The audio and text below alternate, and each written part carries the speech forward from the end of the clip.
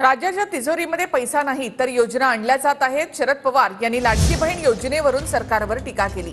एखाद दुसरा हप्ता देऊन लोकांना आपल्याकडे वळवण्याचा प्रयत्न केला जातोय असं पवार म्हणाले। निवडणुकीच्या तोंडावर लाडकी बहीण सारख्या योजना आणल्या जात आहेत असं शरद पवार यांनी म्हटलं आहे। या सगळ्या घोषणा आहेत।